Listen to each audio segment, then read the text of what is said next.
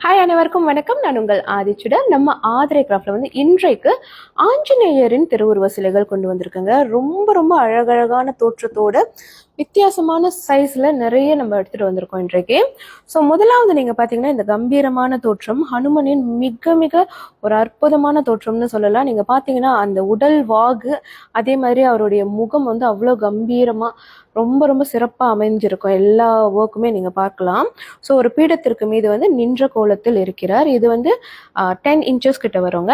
அடுத்தது நீங்கள் பார்த்தீங்கன்னா நியர்லி ஒரு 9 இன்ச்சஸ் ஹைட்டில் இருக்கக்கூடிய சிலை. இது கொஞ்சம் மாற்றமாக இருக்கும்.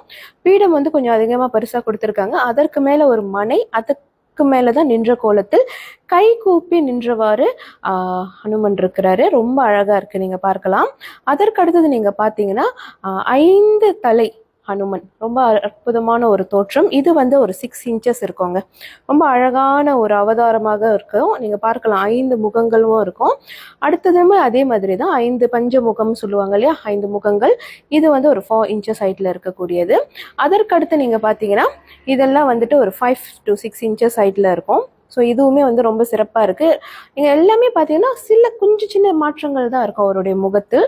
அடுத்தது இந்த சின்ன சிலை, இது ஒரு 3 இன்ச்சஸ் ஹைட்டில் பஞ்சமுக ஹனுமன்.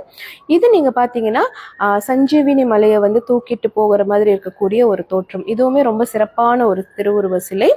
அதற்கடுத்து நீங்கள் பார்த்தீங்கன்னா கோப்பரில் இருக்கக்கூடிய ஒரு சிலை வடிவம். இது நீங்கள் பார்க்கலாம், ஃபுல் அண்ட் ஃபுல் செம்பில் செய்யப்பட்ட சிலை. இது நீங்கள் கார் டேஷ்போர்டில் வைக்கணும்னா கூட தாராளமாக வைக்கலாம். ரொம்ப லைட் வெயிட்ல நல்லா இருக்கும் பார்ப்பதற்கு. ஸோ நம்ம கிட்ட premium quality brass and copper சிலைகள் எல்லாமே இப்போ ரெடி ஸ்டாக் அவைலபிளா இருக்கு. நிறைய பேர் ஹனுமனுடைய வழிபாட்டில் இருப்பீங்க. கண்டிப்பா அவருடைய வழிபாட்டில் இருக்கும்போது அவருடைய திருவுருவ சிலை வைத்து நம்ம பூஜை செய்யும் போது இன்னும் சிறப்பான பலன்கள் நமக்கு கண்டிப்பா கிடைக்கும். ஸோ கண்டிப்பா மறக்காம உங்க வீட்டுக்கு ஒன்று வாங்கிக்கோங்க. நன்றி, வணக்கம்.